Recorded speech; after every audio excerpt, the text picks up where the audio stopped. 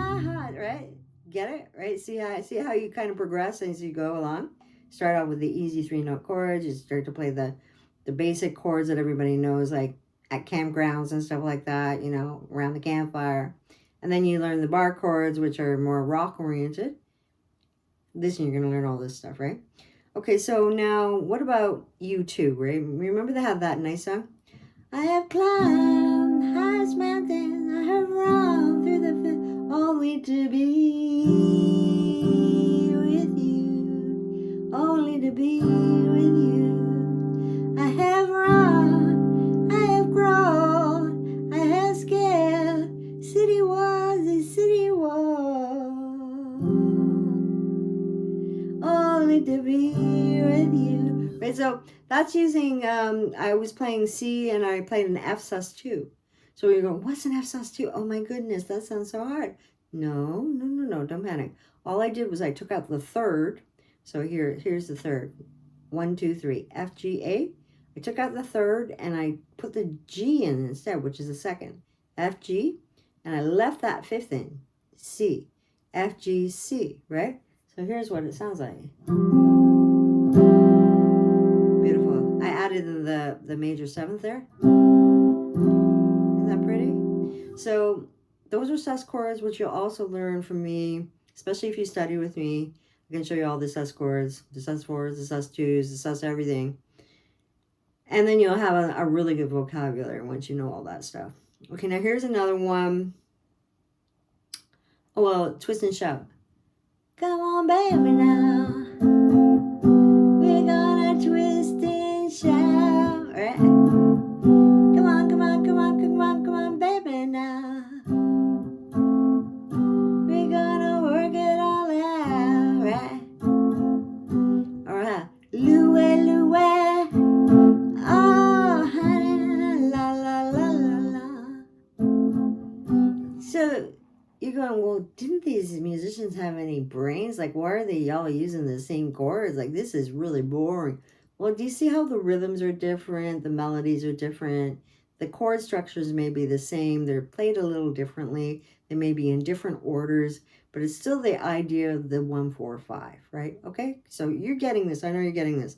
Now, there's one more that I'm going to play that's really quite fun. I just wanted to get you started on this because you can look all these songs up on Ultimate Guitar and print off the charts and just transpose them into C. If you need help with that, we'll just, send me an email. We'll do a lesson. I can send you the charts, the links to the charts and all of that. Okay, but this one, you're going to love this. So, you ain't nothing but a hound dog, crying all the time, right? So, there's a kind of a cool bass line. I'm not going to play that right now, but you ain't nothing but a hound dog, crying all the time. Well, you ain't no, what does it go? You ain't nothing, how's it go? Well, you ain't never caught a rabbit and you ain't no friend of mine. You said it was high class, but that was just lie, right? When they said you were high class, well, that was just lie. Boy, you ain't never caught a rabbit and you ain't no friend of mine. So I'm not really a singer, okay? I'm a jazz guitarist. I never sing. Like, unless I'm in a lesson with someone, I'm teaching them a song, we're singing, we're having fun, but I haven't really trained to be a vocalist because it's just not my area of interest. I love vocalists. I love music. I think singing is great. I think, everybody should learn how to sing. I think that anyone can sing. It doesn't matter. Even if you're tone deaf, still sing. It's just so much fun. Do it in the shower if you're worried about it. But just sing. Have fun singing. You see, I'm not the greatest singer. I still sing. So it's because I haven't really practiced it, and this is the thing. If you practice singing, you'll get good at it, right? I just haven't, my energy hasn't been there. I've been more interested in composing and, kind of more complicated jazz songs. And, I really love jazz. I kind of moved into that after playing a lot of classical guitar, but I was playing in pop and folk and rock bands, blues bands and stuff, really young. And I played in my first, professional bands in high school, playing in pop bands and stuff. So what I'm saying is none of this is going to be too hard for you. You can do it. Don't think that you can't do it because you can. And I just wanted to start you off with the simple C, F, and G and get you going on these things, right? So I think, so that's, how many songs did I show you? I showed you 1, 2, 3, 4, 5, 6. 6 songs with the 1, 4, 5 chord. Now, we didn't go through the whole song. If you'd like to learn the whole songs, just send me an email at carolee.com/contact. So KERILIE.com and then /contact, CONTACT. And I'll respond. I check my emails fairly regularly. And I'll get back to you and we can do a lesson now. I'm only teaching right now in the United States and Canada. So I teach by Zoom, so it would be a live video lesson. And it's really a lot of fun. I have fun with my online students. But so that just gives you an idea of what you can do with the simple 1, 4, 5 chord in C major. So now what are the other notes in C major? Well, so let's just talk about that. So C, we're just gonna play the actual scale here, okay? So watch this. So C, D, E, F, G, A, B, C. Do you see that? And then C, A, right? G, C, C, B, A, G, F, E, D, C. I think I called the B and A by accident because I don't normally sing when I play. So C, B, A, G, F, E, D, C. Okay?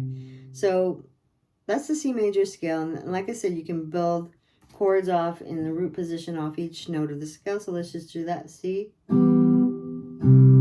C, D, D minor, now E minor, right? Now F major, right? G major, and then A minor, and then B minor. Let's just get that right.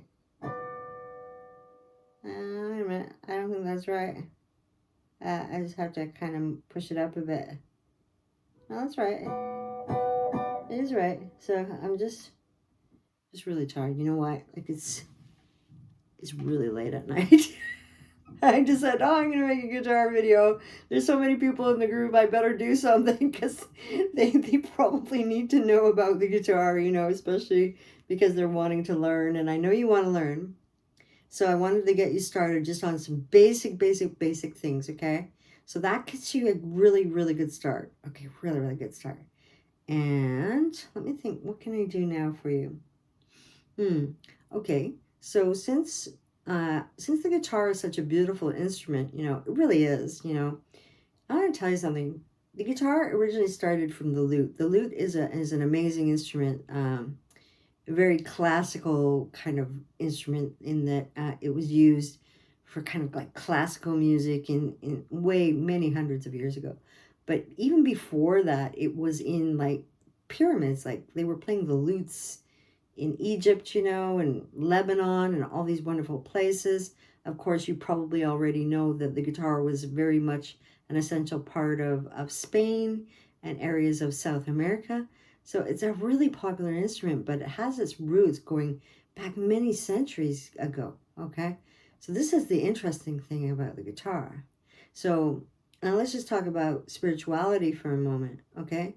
Whether you believe in a higher power or God or whatever, this is not what I'm going to preach to you. I'm not going to preach to you about that, though I do believe in God. Just say that very clearly right now. I'm one of these people that has a strong faith.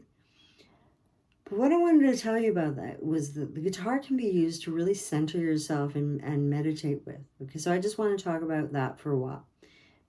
Sure, if you're a Christian, you can play, you know, wonderful Bible songs on your instrument. If you're, I don't know, let's say you're South Asian, you can play the beautiful ragas, you know, and play like Ravi Shankar, and play all those wonderful things, even on your guitar, even though it's not a sitar, okay? You know, same thing as if you're from Lebanon, for example, and you want to play those beautiful haunting melodies, you know, you can do that. You don't necessarily need an oud or anything like that. You could still do it on a guitar.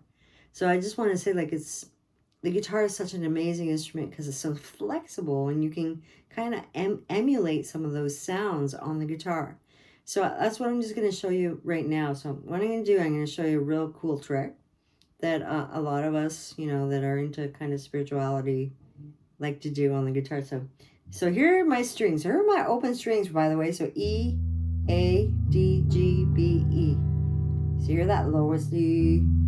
Next string, A, D, G, B, E, right? So now I'm going to take that lowest, thickest string and I'm going to tune it down to a D. So here's my D, D, right, D, D. So watch, I'm going to tune.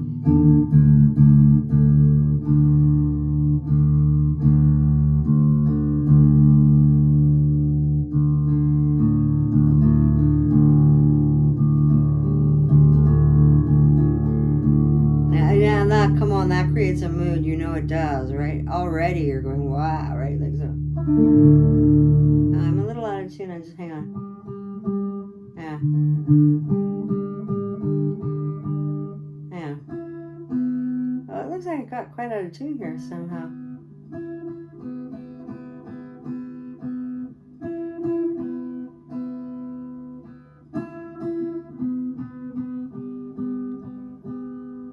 Because I've been playing so much lately and it just makes your guitar go out of tune. So does the humidity, like it's been raining. So that can make your guitar go out of tune. Now, normally what you would do is you would tune with one of these.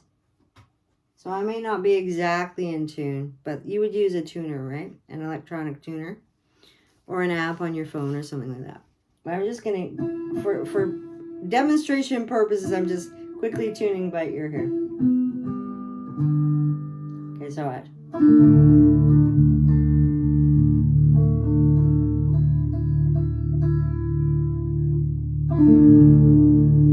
Right, so I just want to show you something, some sounds that you can maybe get into.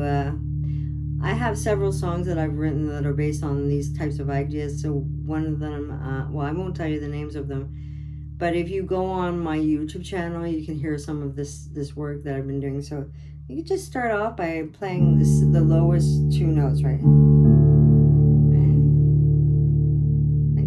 Even if you're a beginner, you can do this. And just be really patient and let it ring and stay mellow. Yeah. So you don't need drugs or alcohol for this. Don't do drugs or alcohol. Don't smoke. D and A is what I'm playing. See how I'm letting it ring?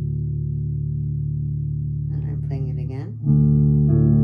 Being really patient. Sometimes it's good to do this like at 3 in the morning like it is right now. Because you can really kind of get into that centered, calm, long tones, right? Yeah, it's great. You're saying, well, that's kind of boring. Aren't you going to do something? Sure, I will. Now I'm playing D, A, G, right? D, A, G. So what I'm going to do is I'm going to improvise for you, okay? So D, A, D. Then I'm going back to D and A. Right?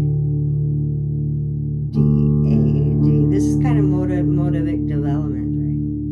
Motif development. Now D, A, D.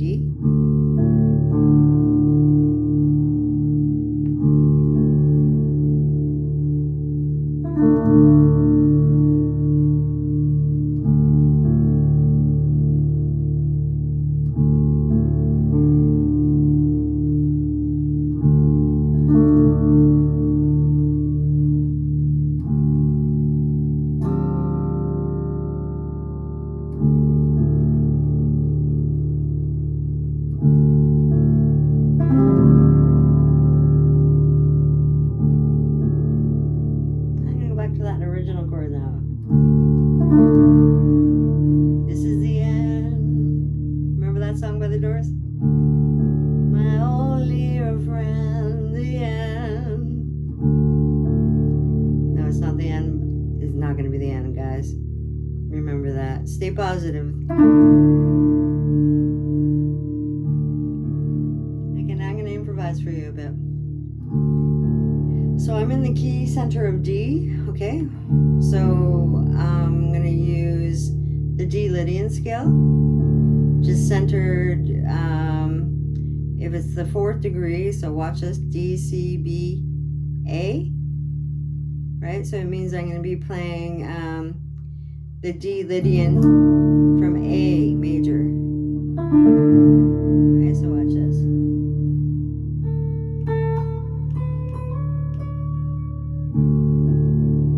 And I can also play the D Lydian.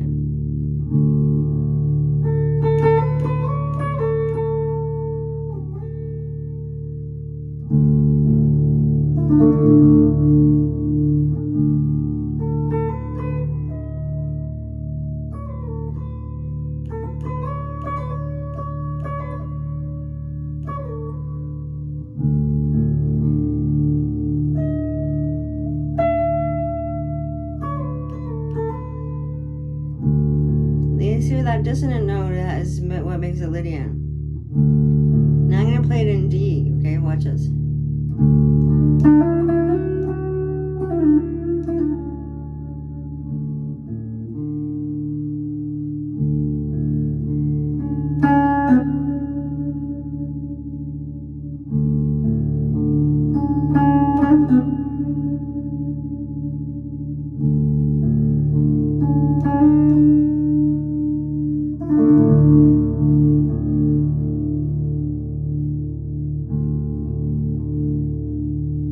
It's very calming. You could do some deep breathing while you're doing this too, just to center yourself after a stressful day at work or something.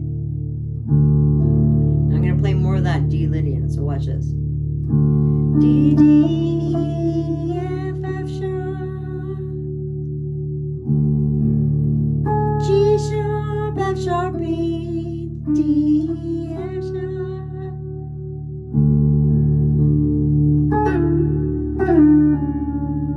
C sharp, B, C sharp, E. Hear that? But do you see how you can just get into this beautiful space with this music, right? Now, of course, if you want to sing songs of worship and all of that too, go ahead. But I'm really into improvisation, so I love to just sit down and just kind of get some sounds happening and just kind of see where things go and just have fun with it. And then, I have some really beautiful Nepalese singing bowls that I bought from Nepal, from artisans from Nepal, okay? I would never, misappropriate their culture or anything like that, but I just use them as musical tools to create sounds, and to create those calming long tones that I'm after, with this kind of meditative work. So I also do some sound bath work. So if you need to do some relaxing or you want to learn how to play this kind of style, I can teach you about it. But I think I've just shown you quite a bit about it. So, okay, so I started you off with the C major scale with the C, F, and G chords with the 1, 4, 5s. And then I showed you how to tune your low E down to a D. So you could kind of play those, right? Have fun playing those notes.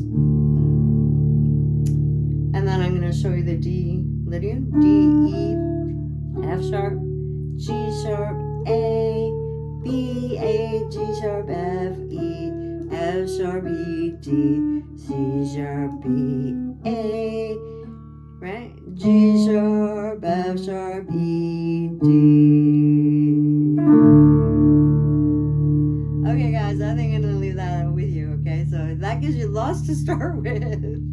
Maybe a bit too much. Hopefully it didn't go over your head, but I'm figuring that some of you are intermediate guitar students, so there'll be a bit of fun for you too to just check some of these things out.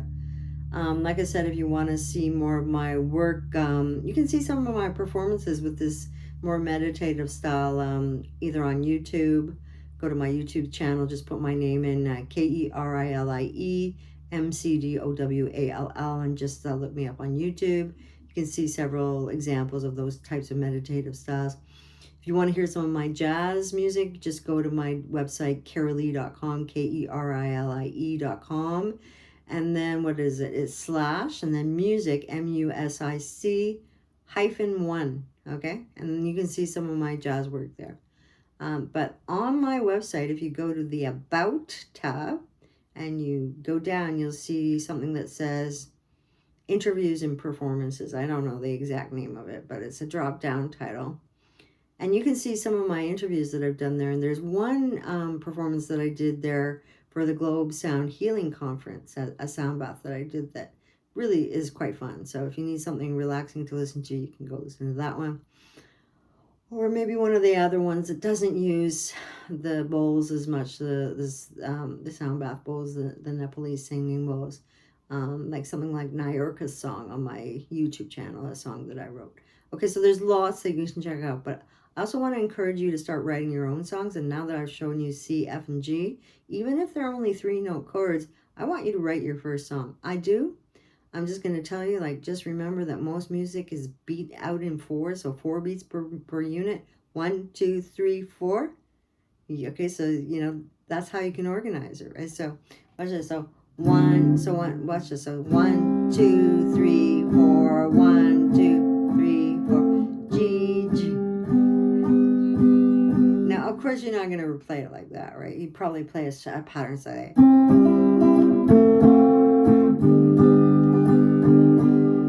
But you can just come up with any kind of rhythm. And if you know a bit about music already, you can just play it in 4/4.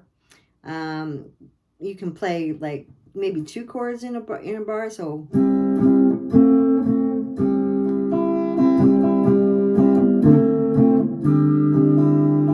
right here, I'm just going to tune my D back up to an E.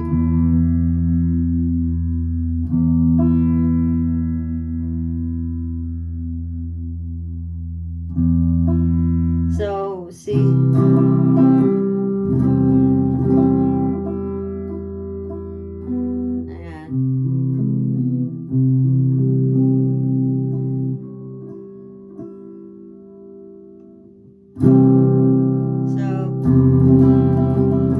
So C, F, C,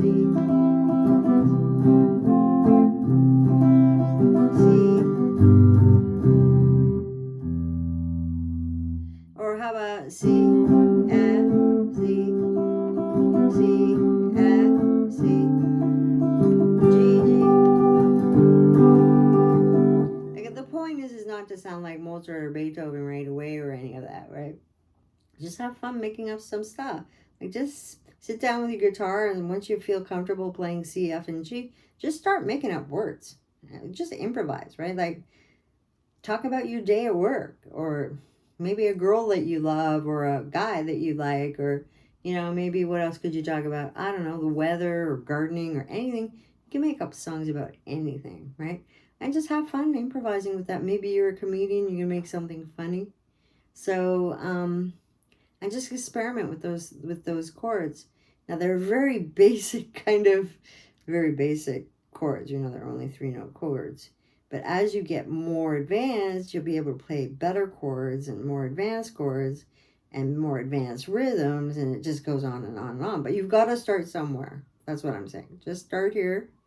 Have fun with it. Okay, I hear a siren. Can you hear that siren? I don't know if that's coming up on my recorder here, but anytime I hear a siren, I'm always like a little concerned, because I don't like the idea of any of my neighbors being in trouble or anything like that, Anyway, I wanted to say, and it's not because I'm playing guitar too loud at 3 a.m, because all my windows are closed.